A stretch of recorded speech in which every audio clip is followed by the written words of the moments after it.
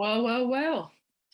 TGIF, everyone, is 610 here in Greeley, Colorado, and yes, I'm here. Hello. How's everybody been doing? How's everybody's week? I'll tell you what, this week has been good, but yesterday was a roller coaster.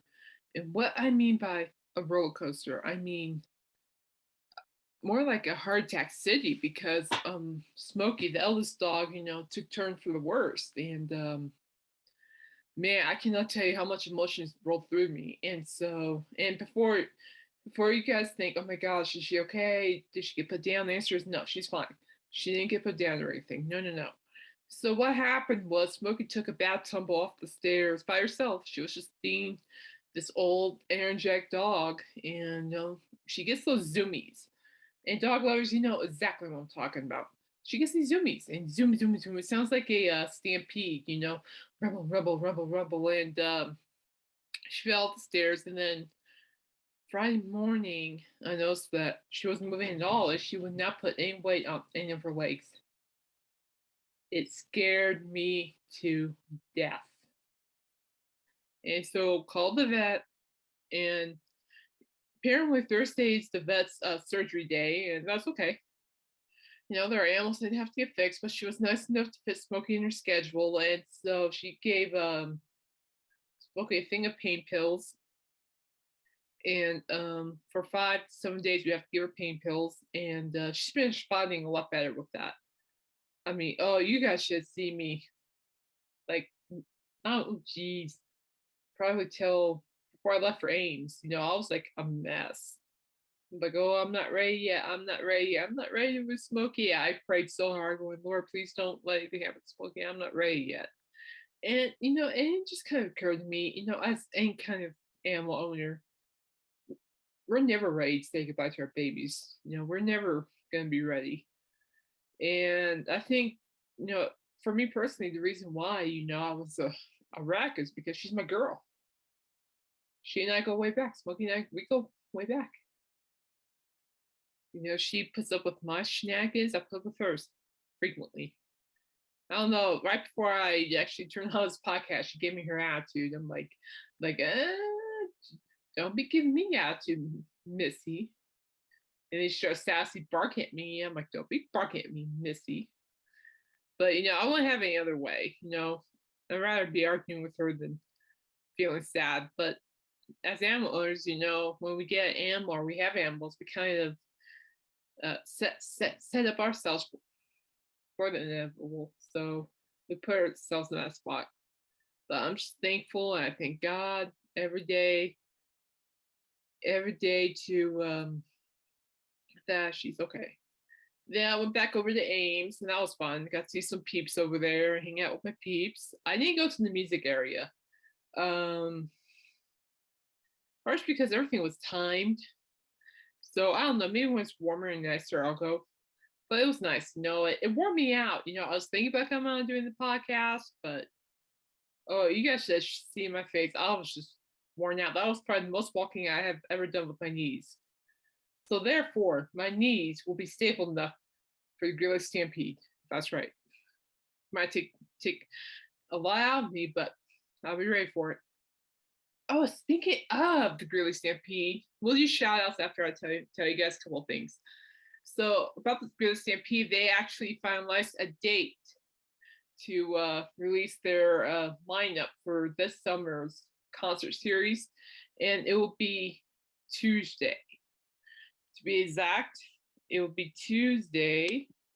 I'm not sure what time, but they're saying the 22nd. So, of this month. So, with that being said, when they drop the lineup and all that, I'm not gonna look at it. So instead, what I'm going to do is I'm going to go straight to you guys, and that way you guys can feel my joy and pain. Oh, Greeley Stampede, please let it be joys. Please, oh, please, oh, please. Please, this is your 100th. Please, and please take my thoughts in consideration. I share with you on Twitter.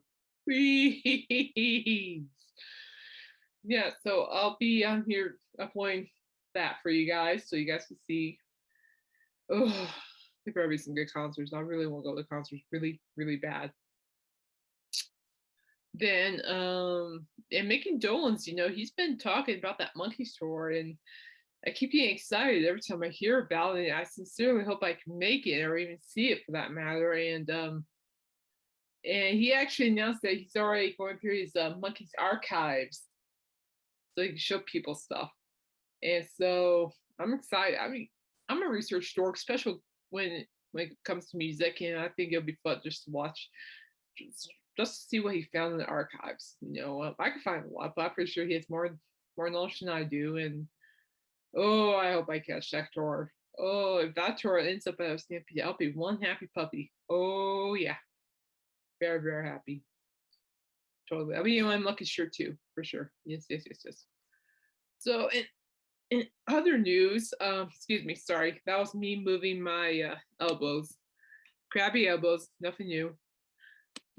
So in other news, well, there are two new singles out. Ronnie Dunn from Brooks and Dunn dropped his new single called Broken Neon Hearts. And all I have to say is, wow. I love Brooks and Dunn, but even I love Ronnie Dunn just as much as the solo artist, and his song Broken Neon Hearts is great.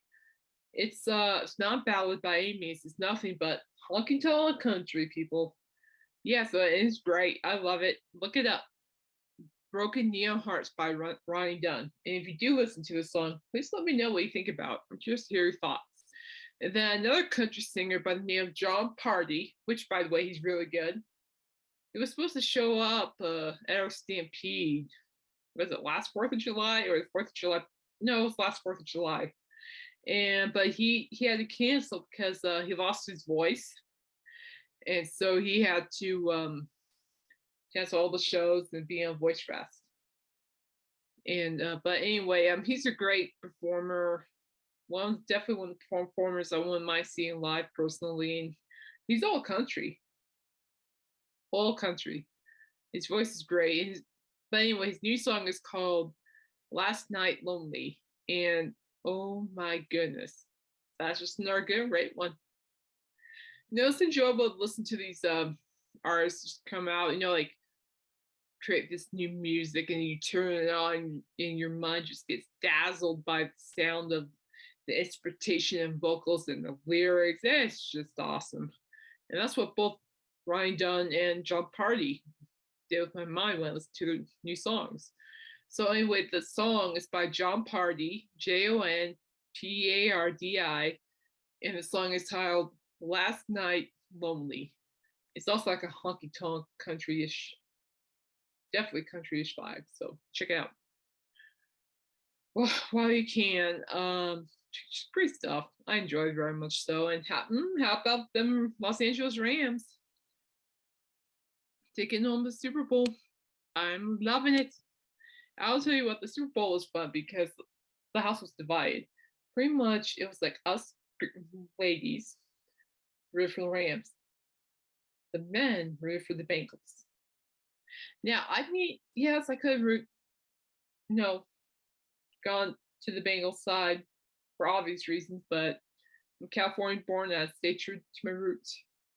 And so, and oh my gosh, I should have filmed this, but I didn't. But I should have. And my sister missed it, so she couldn't film it. But my brother, my youngest brother, Josiah, who's been trained to become a police officer, threw a massive rant, massive, and the rant was about Joe Burrow's last play on the field and how the refs finally keep throwing the yellow flags when against the Bengals. Okay, now I can understand why my brother would be mad about the late flags in the game. I get that. I mean, there were plenty of calls that the refs missed, or just let it be. Plenty. I get that. And also, I can see why he would be upset Joe Burrow the way he threw that ball away, and the Rams took over. So yeah, but in my opinion, I think that that will not be the last time we will see Joe Burrow in Super Bowl. I really think Joe Burrow will come back, into next season as a monster, be bigger, be better, and just rule the football field. I think so. He's got the heart. He's got the integrity. He can do it. Bengals too, and so we shall see. Broncos, I don't want to go there right now. Now I'm conflicting because I heard that the Packers are going all in to keep Aaron Rodgers down. Like, for the love of Pete, just get him over here now. I don't want Bridgewater. I don't want Locke. Okay, maybe Bridgewater, but not Locke. Just get me Rodgers. Get him now. And now people are saying, oh, Kirk Cousins is going to be a Bronco. I'm like, eh. Well, he's a Michigan State Spartan football alumni, so I'm not necessarily complaining, but it's like, eh. But he's not Aaron Rodgers. And I don't think he'll take us to a Super Bowl. So it's just, oh my gosh, I really hope Aaron Rodgers pulls through here. I don't want Russell Wilson.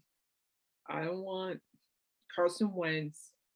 I sure as hell do not want Jimmy Garoppolo. I don't know who threw that name in there, but shame on you. The answer is just no. No, no, no. And there were rumors going around that Joe Flacco was going to return to Bronco, and the answer is hell no. He was good, but he's out of his prime. He's retired, but he's cool. I met him before. Very nice guy. And just give me Rodgers and I'll be at peace. Thank you. Even the Green Bay Packers running back, Aaron Jones, is playing with Aaron Rodgers this day. So I don't know. People, I don't know. I'm stressing over something. I'm stressing. Lord help me. Boy, am I stressing over that.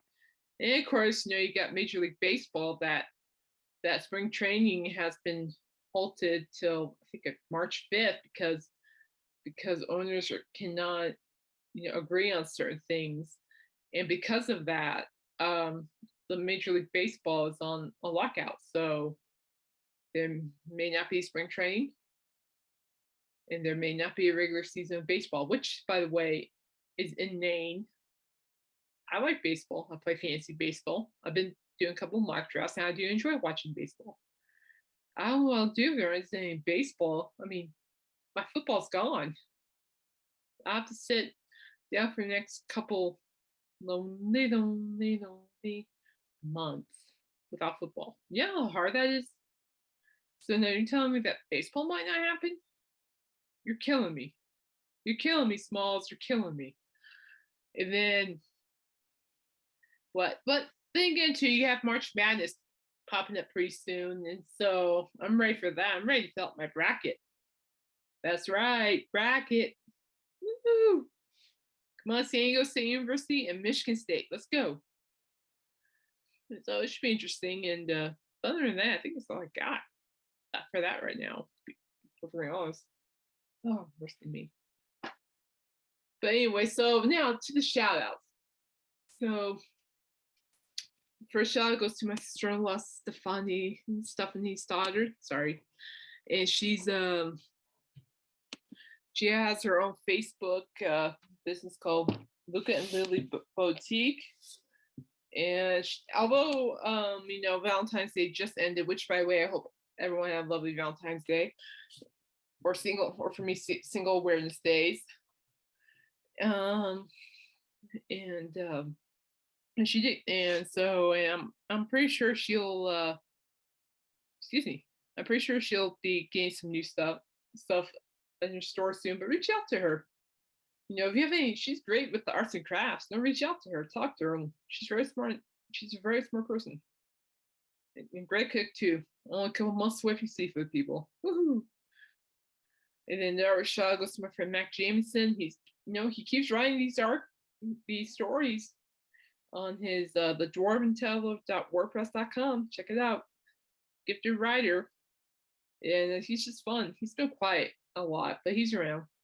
Where I know his partner and their son are doing just fine. And then Dan Just the Facts. Check out his stuff. He has some really cool videos. I still can't wait for that documentary he's working on with that band. And yeah, I know I actually heard on Facebook he's doing some virtual reality. It's like a novelty item where you can put over your eyes and you're in virtual reality. Yeah. So he's testing that out. So, and it seems like he's having fun, to say the least. I don't know. I want to try it, but I'm afraid I'm gonna fall over. So, and I'm still trying to figure out how to get up off the floor. You know, that's still a challenge, people. Still a challenge. And then last but not least goes to my friend Royce Eddings. And so as you know, he wasn't live last Sunday because got sick. He had bronchitis, people. But he says he's feeling much better, and he must be because he'll be live this Sunday at 7 p.m. Pacific Standard Time, and he'll be discussing songs that were written about war. And this is from Eric Burdon to Toby Keith. So many great songs that reflect times and the emotions of so many. Please join us and express your feelings about the songs. Thank you. You're welcome. That was out of habit. That was out of habit, Royce. But yeah, so yeah, tune in. I'll be there. I don't think I'll be on camera, but if I am, I'll be there. I'll be there. If I'm not, you'll see me in the chat. Drop by, say hi, say hey. You know, we're all cool people. So, and Royce, I didn't forget about your monkey song thing. When you're ready, you let me know. And I'll get set up for it. As you know, he lost that bet for the San Francisco versus Rams game, and he'll be singing Let's Train to Clarksville. And no, I don't have a tambourine. You know, I think, you know, at this point, if I had a tambourine, I'll be getting carried away with it. So I guess when Royce sings, you know, Let's Train to Clarksville, I'll be air tambourine. You know, even if that's the thing, you know, you got your air guitar, you have your air drums, air voice, I guess. I don't know what you call it, lip syncing. Then you got air tambourine. Air tambourine, air tambourine. Well, something like that. So I'm pretty sure that's what I'll be doing. Yeah, oh my goodness. But I guess when we able to see, I guess the whole thing we focused on Royce, not me, but oh my goodness. Oh, be glad you will be able to see it. Oh man, that's gonna be a trip. It will be. All right, so this band I am talking about, I'm gonna talk about some right now, then I think next Friday I'll finish it up. This band is actually a band that I really grew up with. And yes, you know, the Monkees were there, you know, and all that. Oh, absolutely, you know, but this band, yeah, at the time, it was my mother, my father, my eldest brother Matthew, and I. And my mom was in high school when this band first emerged. My mom listened to the band. She listened to the music, fresh new music, and she was blown away. Um, Although she doesn't recall the songs anymore, but if she hears certain songs like Dream On or Sweet Emotion, you guys probably know who I'm talking about. Um, she'll just be singing. And so I think it's just how beautiful music can be. But anyway, you guys pretty much found out. I'm talking about the band, the Bad Boys from Boston, Aerosmith. And what do I have to say about Aerosmith? I mean, oh my gosh, you know, you have Steven Tyler, you have Joe Perry, you have Brad Fullerton, you have Tom Hamilton, then you have Joey Kramer. That, my friends, is just an incredible gifted lineup. I'm gonna tell you, I'm gonna share stuff with you about Aerosmith too.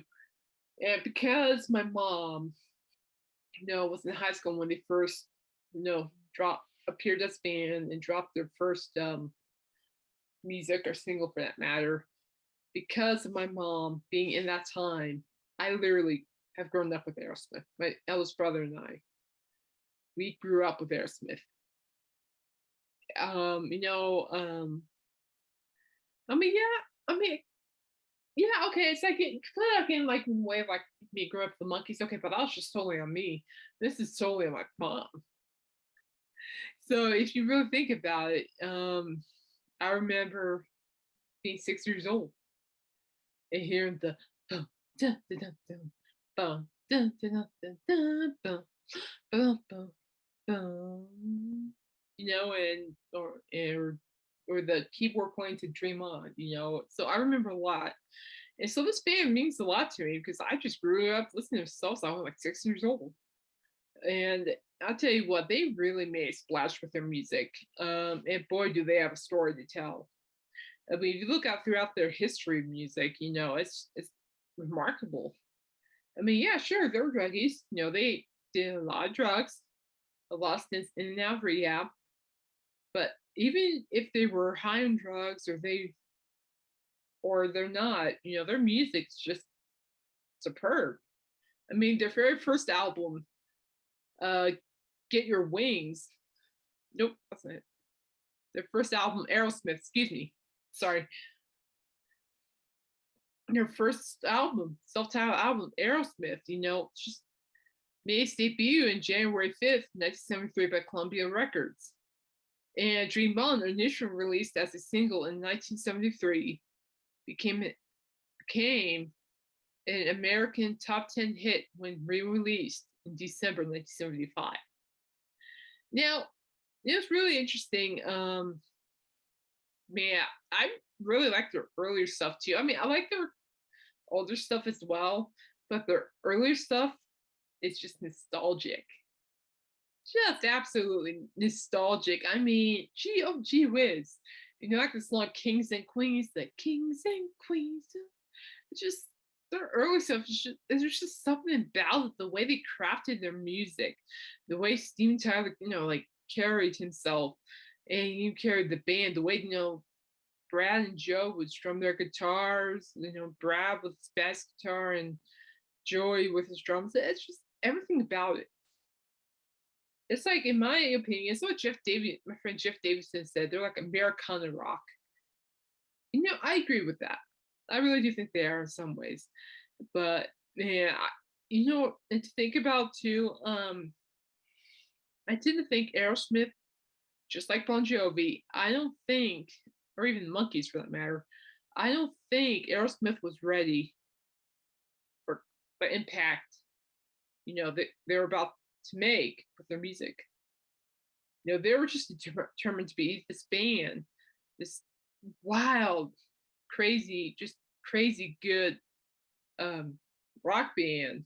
They were just determined to be a great band, and then boom, the music line, and then all hell broke loose. It's just, I don't think they were ready for it, but at the same time, I think they embraced it. They had a little too much fun, obviously, but I think they embraced it. And I think it's really interesting too is that Aerosmith is like a generation band. They're like generational band. I mean, there are so many different generations of fans to this day. Even a teenager in 2022, I can guarantee you a 13-year-old will know who Aerosmith is. Monkeys, not so much. But Aerosmith, you bet. But but yeah, it's like just a generation band, so many different generations, you know, were impacted by this band. And I tend to think too, it's like granddaughters, daughters, grandsons, sons, mothers, fathers, great grandmothers, whatever. It's all generational. I think a lot of people can relate to these guys in many ways. It's like, it's not just like their self-titled album that was a big hit too. I mean, their record, where is it? Rocks. I have the original pressing to that sucker. That is such a great record. Oh my gosh. The music on Rocks is just, oh, just beautiful. I tell you, just absolutely beautiful. It's just, oh, just nostalgic rock right there. Then you have Draw the Line, which is really good. Get Your Wings. And of course, the most famous one of the most famous ones, Toys in the Attic. Oh, I love Toys in the Attic. That is such a good record. I think that was probably one of their most underrated. Well, I want to say underrated. I want to say overrated. I would probably put Toys in the Attic in the middle of it, like a sandwich. But I think their most underrated albums, early albums, I shall say, should be Rocks, and then Draw the Line. It's in the middle. Then Get Your Wings. It's probably underrated. But there's nothing called overrated in my opinion with Aerosmith. I think the music that they created really goes underrated. I mean, like songs like "Hole in My Soul," to "Draw the Line," to "I'm Back" and "Settle Again." I'm back. Well, I'm getting there, people. Bear with me. And then, Nine Lives. I mean, holy that is a great record. Oh, I love Nine Lives. I'm trying to see if I can get it on vinyl. That's such a good one. Pink is my new obsession. And I'll say this as a fact. My Elle's brother, Matthew, his very, very, very first Aerosmith album was Pump. And I actually have that on vinyl. And I think his second Aerosmith album was Get a Grip. Both very good albums. Just well done. What you call it? Just well done music for sure. And then of course, I think honestly, I'm looking at all these things here. There's like a live bootleg of Aerosmith, 1978, and yes, that's a good one. Not my favorite. Rockin' the Hard Place, 1982. It's okay. It's not like Gippy Skippy. Night in the Ruts, 1979. Not bad. Now, hold on a second. So 2001. Holy Moses. Okay, 2001. The whole, like the early 2000s was just like a huge thing. Just huge. Turn to music, huge. And so, and the band Aerosmith, they were still what should we call it? They were still around, but they created this album. And I absolutely adore this album. This album is just fantastic. It's just great. You felt so much creativity and energy, and I'm dorking out because I love it so much. I still have it, believe it or not. So the Aerosmith album, Just Push Play, was released in 2001, and that album made a huge splash. And boy, did Aerosmith know it. Oh my goodness. When I heard the announcement, Aerosmith's dropping a new record called Just Push Play, my mind literally went, oh my goodness, this is gonna be good. The younger me, yeah, this is gonna be awesome. And so I remember going to like the nearest record store or CD store, whatever, bookstore / music store we used to have. And I actually picked it up. Brought it home, unwrapped it, put it in my Discman, which by the way I still have, and believe it or not, and put my earbuds on, started track one, and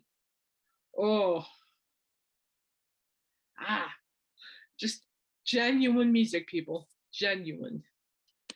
It's just I can't even really explain. I mean, you really you have to listen to this album. It's literally the 13th studio album.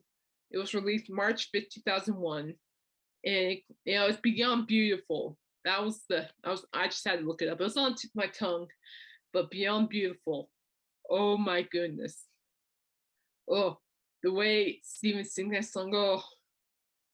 And the whole record in general is just phenomenal. I mean, that's just Aerosmith really outdid themselves with Just Push Play. I can tell you right now too, the song "Hey Jaded." Jaded, became a top 10 hit in the US and around the world. And that was the album's first single. And so when I saw Aerosmith back in 2015 in Cheyenne, at Cheyenne Frontier Days, they performed Jaded. And the crowd just erupted. I mean, just erupted. I mean, people younger than me at the time, mind you, they were just singing their hearts out. Of course, I'm singing along with them. I had beer in my hand now. I'm just going, hey, Jaded, your mama's misery. And so it's just, it just proves, just how well that music really touched their lives. And I tell you what, there's one song on here that I mean, yes, that really speaks to me, and I'm going to share it with you. But before I do, I want to say the title track, Just Push Play, that is a fun song. And Just push play every day. Just push play. We're gonna do it anyway. Just push play. They did that song at oh shoot. They were the halftime performance at the Super Bowl, but they did that song too, right? It's like a pre-show right before the Super Bowl that year, and they released their blues album Honky on Bobo, which I'll get to maybe on the next episode, which is also good.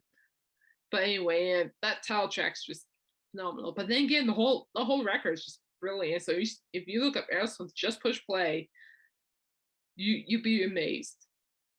But anyway, the song that really caught my attention was "Fly Away from Here," and the reason for that, well, I don't know, I'm not going to go into great detail for y'all, but I never had an easy life. It's always been tough.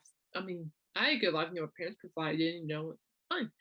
But I went through a lot, and so there were times where I felt like I was stressed and or whatever, and or angry, whatever. And fly away from here, kind of really just spoke about how I felt. And we can just fly away from here anywhere. I don't care. Yeah, but I mean, yes, that's also a deep song, but I think it can mean a lot of things for anybody. It doesn't have to be. I mean, in some ways, it sounds like it would be like a song for like a two-person thing, but it could also mean just telling yourself you need to get out of here and just move on. So, well, I'm far beyond that. This was eons ago, people, but that's such a good song. Have you seen the music video to Fly Away from Here? Ooh, very generational. And then, of course, going back, looking at, the list of their albums, I gotta bring up, Done with Mirrors. That was a good record. I did like that. That was very good. And then you got, oh, geez, a couple of Laya albums. You have like Little South of Sandy, oh, Classic Lives in second. That's a good one. I like that one. Classic Lives in second. And of course, one of my other personal favorite Aerosmith records, I think it was actually the last record they ever released. It was back in 2012 called Music from Another Dimension. And I started in line at Black Friday just to get the record that year in 2012. And oh, that's such a fun song. It was just great to hear the band live again, hear them perform the way they do. That one speaks Aerosmith by all means. I mean, the songs on the album are just as good. You have what? Well, let me look it up here. Legendary Child. Legendary Child. That's a good one. Well, Cthulhu Love's a good one. Something's a good song. Like Freedom Fighter. That's a good one too. But yeah, it was released November 6th, 2012. And that's a great album by him. I highly recommend it. Aerosmith, Music from Another Dimension. But it's amazing. It's like boy, I think it's just amazing just looking at all the albums from the very beginning to where they left off. It's amazing. And they have a heck of a career under their belts. And COVID hasn't been friendly with these guys either. They were set to go on tour, I think this summer to Europe, but they canceled all dates because of COVID. But it turns out they'll be in Las Vegas. Like, oh shoot. Now Caitlin's gonna go look it up. It involves numbers. We all know I think with numbers. I do. But I think they're gonna have maybe 2 or 3 Las Vegas shows, and then they're gonna do. Here we go. And they're gonna go someplace in the States. Oh gosh, just pull it up off my thing here. That's not what I want. That's not what I want either. Something about Las Vegas. They're going to somewhere in the States. Oh, I just saw this. Yes, we know. Okay, the Super Bowl halftime show. They did the Super Bowl halftime show back in 2001. And I have that on VHS, people. I still have it. If you know what VHS means. But yeah, I still have it. That was a great halftime show with Britney Spears, NSYNC, Nelly. I'm trying to find the announcement. I know I saw it not too long ago.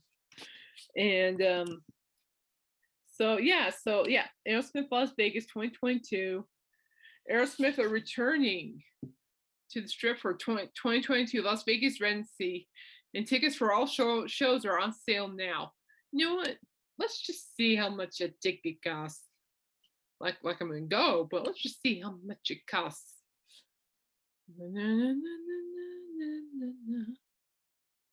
All right, so here we go. So Portugal. Interesting. Saying for Portugal, but I thought they quit all the concerts overseas. Interesting. I know they're gonna be at Fenway Park on September 8th. So that's gonna be a huge one. Bad Boys from Boston. And so, well, they're not releasing tickets. They're saying tickets are on sale now. Really, I just want to see how much it costs. But oh well, I'll do some research and next time I'll get back to you. And man, that's gonna be wild. I would love to see him again if I can, but Vegas, I don't know. I haven't feel like traveling or going that far away in the house for a while now because of my joint issues. But you know, and what I also like about the band too, for that matter, Aerosmith for that matter, is the fact that they weren't afraid to make appearances. You know, for being on The Simpsons to the '70s show to my personal favorite, Wayne's World. And the second Wayne's World movie, duh. We're not worthy. We suck. We suck. Yeah, you're worthy. Get up. You know, I don't know. I don't see myself doing that, but for some reason my sister T does. She sees me doing that, but I do not see myself doing that anytime soon. But yeah, we'll see what happens. I'll be surprised. Don't be surprised if I actually do that at some point. But other than that, you know, I think I'm gonna let you guys go for now. But you know, then again, and again too, you know, Aerosmith's just one of those bands that really kind of define what rock roll, or say maybe modern rock roll sounds like. You know, it's like yes, they were druggies. I mean, just like the Doors. I mean, they knew how to play even when they were on drugs. So, and that is just amazing. Oh, wait. Also, I'm gonna point this out here. Hey, Royce, did you know that Royce and everybody? Did you know that Jimi Hendrix opened up for the Monkees? Did anybody know that? I didn't know that. But yeah, apparently he did, and Jimi Hendrix was what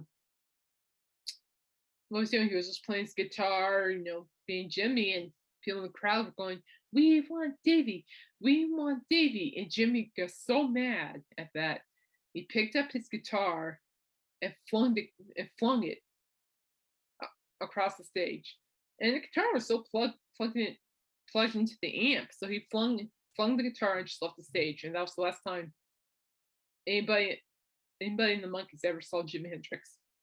That's your little fact for the day. But anyway, yeah, you know, and if you actually go back and listen, I actually listened to like the early Aerosmith stuff. It's really interesting to see how everything just transitions from early to bolder to now, I shall say, and it's incredible.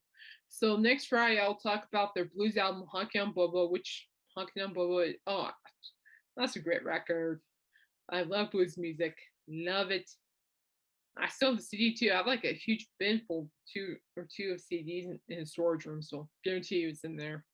And then we'll talk about what the individual, each musician, band, vocalist, musician, and the band do as solo. And yeah, so I'm gonna let you guys go. But anyway, you guys take care. And by the way, my editing system works now for some reason, so I don't know what happened. Let's just hope it stays that way. So in the meantime, take care of yourselves, and I'll catch you guys next Friday. Bye.